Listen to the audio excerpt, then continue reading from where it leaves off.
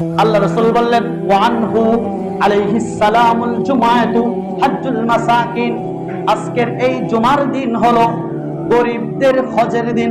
সুবহানাল্লাহ।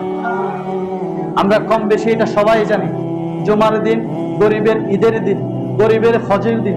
আল্লাহ রাসূল বললেন কেন গরিবের হজের দিন হলো? ওয়া আনহু আলাইহিস সালামুল জুমাআতু হজ্জুল মাসাকিন, কোন গরিব ঈমানওয়ালা, কোন গরিব ঈমানওয়ালা, অনেক গরিব আছে আল্লাহকে ডাকে না, এরকম আছে না আমাদের সমাজে? কিন্তু আল্লাহ রাসূল বললেন ঈমানওয়ালা গরিব, ঈমানওয়ালা গরিব। সে গরিব রিকশা চালায়, খায়, ছোট্ট একটা পানের দোকান দিয়ে কোন রকম পেট চালায়। ওই বান্দা যদি আল্লাহকে ধরে থাকে, আল্লাহকে ভালোবাসে, পাঁচ ওয়াক্ত নামাজ পড়ে, ঈমান তাজা রাখে, তার জন্য আজকের এই জুমার দিন হলো ঈদের দিন। সুবহানাল্লাহ। ঈমানদার হতে হবে। আল্লাহ বলেন হে ঈমানওয়ালা, তোমরা জুমার দিন নতুন কাপড় পরিধান করো, সুগন্ধি মেখে মসজিদে আসার চেষ্টা করো।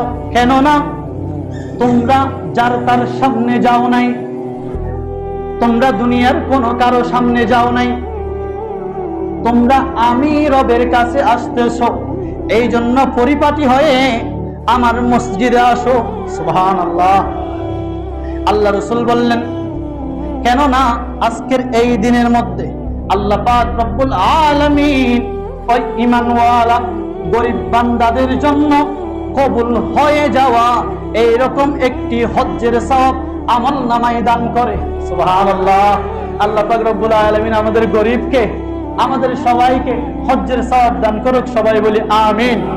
আল্লাহ আমরা গুনাহগার হতে চাই না। আল্লাহ আমাদের টাকা পয়সা নাই, আল্লাহ যাদের টাকা পয়সা আছে তাদের লেনদেন বাড়িয়ে দিয়েছো মওলা রব্বুল আলামিন। যেই কারণে তোমার হজের মধ্যে যাইতে পারি না রব্বুল আলামিন, আমরা তো বিশ্বাস করি, জুমার নামাজকে বিশ্বাস করি, জুমার নামাজ তো আমাদের জন্য ঈদের দিন, জুমার নামাজ তো আমাদের জন্য খুশির দিন। আল্লাহ আমাদের এই জুমার দিনের মধ্যে আমাদের সবাইকে হজ্জের সওয়াব দান করুন। সবাই বলি আমিন।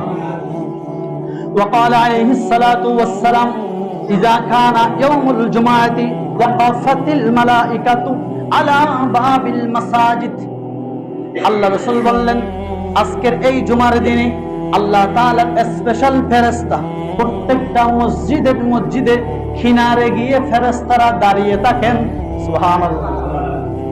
এবং তারা দাঁড়িয়ে থেকে দেখে তারা কে কখন আসলো, কে আগে আসলো, কে পরে আসলো। সুবহানাল্লাহ। ইয়াকতুবুনাল আউওয়ালা ফাল আউওয়ালু ওয়া মাসালুল মুহাজ্জিরিল কামাসালিল্লাযী ইয়াহদি বুদনাতান।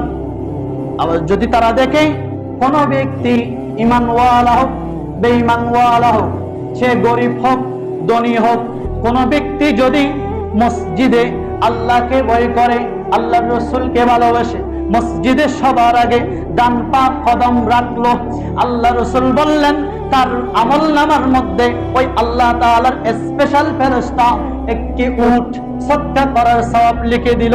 সুবহানাল্লাহ। সুম্মা কাল্লাযী ইয়াহদি বাকরা, অতঃপর যে আসলো আল্লাহ রাসূল বললেন ফেরেশতারা তার আমলনামার মধ্যে গরু সদকা করার সওয়াব দিল। সুবহানাল্লাহ। সুম্মা কাবাশান সুম্মা দাজাজাতান সুম্মা বাইদাতান, আর যে ব্যক্তি এরপরে আসলো তার আমলনামার মধ্যে একটি বকরি ছাগল সদকা করার সওয়াব দিল। সুবহানাল্লাহ। আল্লাহ আমাদের এই সদকা করার সওয়াব আমাদের আমলনামার মধ্যে দান করুক। সবাই বলি আমিন। ফাইজা খরাজাল ইমামু তাওয়াউ সুহুফাহুম ওয়া ইয়াসতামিউয যিকরা, অতঃপর যে আসলো সেই যেন মুরগি সদকা করার সওয়াব পেল, অতঃপর যে আসলো সেই যেন ডিম সদকা করার সওয়াব পেল।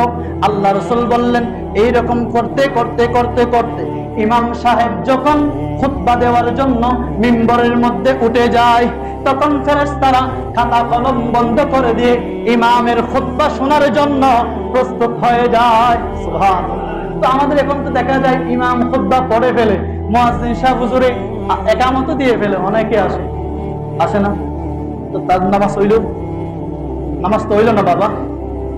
খুতবার মধ্যে জুমার নামাজ তো আমরা এমনিতে 2 রাকাত করি সচরাচর, জুমার নামাজ তো 4 রাকাত, 2 রাকাত খুতবার মধ্যে আর 2 রাকাত এমনি আমরা সবাই মিলে পড়ি।